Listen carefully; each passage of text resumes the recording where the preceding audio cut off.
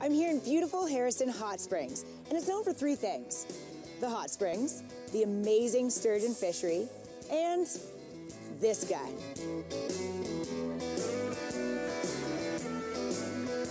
Tall, dark, and hairy. My kind of guy.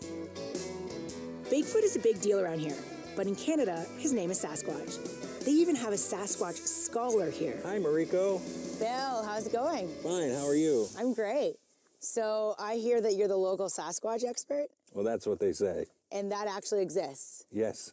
There's enough Sasquatch material to actually work on? There's lots of people who have seen them. Really? Yeah, I'm just one of the few that probably had the time to be a full-time Sasquatch hunter. So, like, we might see one today? It's always possible. Okay, so should we do it? Let's do it. All right.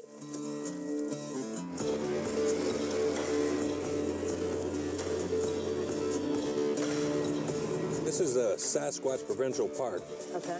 It used to be called Greenpoint. In 1961, they changed the name because of the amount of Sasquatch sighting history in this area. Mm-hmm. In 2004, a couple from Harrison Hot Springs were bicycling around Deer Lake with their son when they encountered a Sasquatch. So that's documented?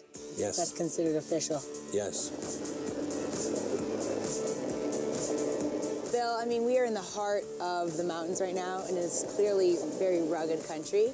Tell me a bit about the habitat of a Sasquatch. You've probably noticed by now this is a rainforest. A lot of vegetation, plant life, countless trees, water sources galore. And the Sasquatch, if it's what we believe it is, and related to the Gigantopithecus, that makes it an upright ape. And the gorillas, they tend, like the mountain gorillas, lowland gorillas, they live around jungle-type atmospheres.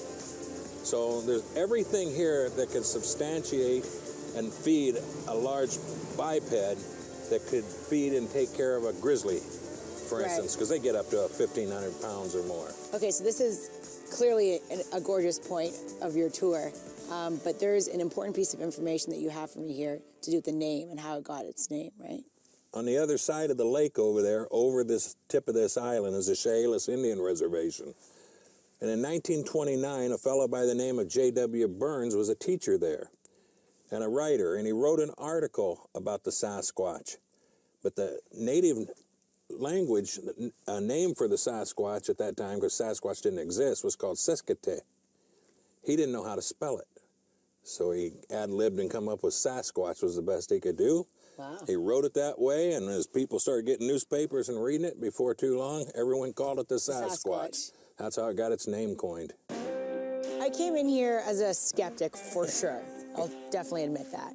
Yeah. But you've given me all of these specific details. I can no longer say it's absolutely not true. So you've definitely opened my mind. And I thank you for that. That's really cool. You're welcome.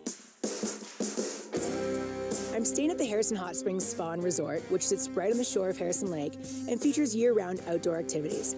The whole Fraser Valley first became popular in the 1880s when the railroad came through and people discovered the two major hot springs. And I've got to tell you, there's nothing better than a good warm soak after a day of tracking Sasquatch. This is probably the most ideal situation to be in after having spent a day out in the water, kind of just getting that little damp coldness in your bones, and then just sitting here and relaxing. We've got this natural hot springs. This is the life.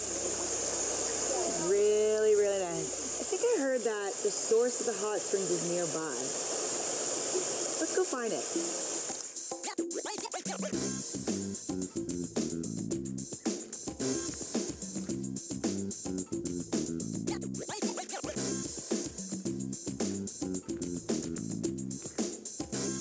I mean, look at this. This is the actual source of the hot springs at the hotel.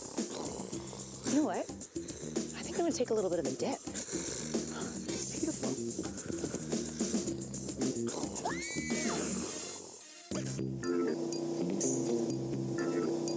I've only got a few more hours to catch a monster sturgeon on the Fraser River in British Columbia, Canada. There's a bear. Oh my God. I've snagged a couple of pretty good-sized fish, but I want more. Oh, wow. He's really little. Yeah. Holy moly, it's a baby. This is a fish that would be more resident to this area. Oh, really? Yeah.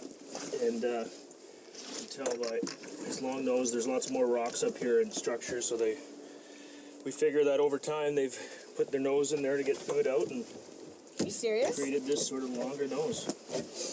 Wow, it looks so different. Yeah, 93 length. And I'll bring him up for a shot here so you can see him. You're beautiful, little Sillard. So I always try to make sure that they fight me all the time when they go, right, obviously, and there he goes. No problem, no big deal.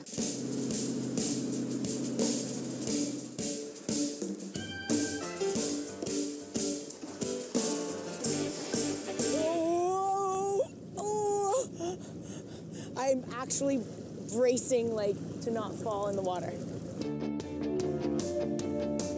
Oh my gosh.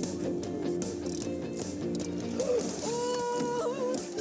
Holy crap, guys, he's super strong. Oh my god, oh my god, oh my god, oh my god, oh my god. Somebody help me, I'm serious. Somebody hold on to me.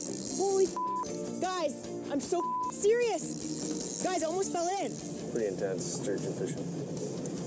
Hold on, I gotta move. Oh my god, I can't keep him off the boat. Oh my gosh. This is crazy.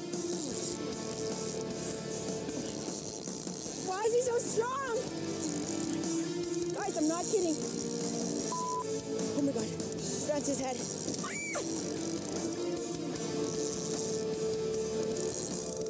Yeah, like, and I've done a lot of big game fishing. This is the first time that I actually thought I was gonna fall in.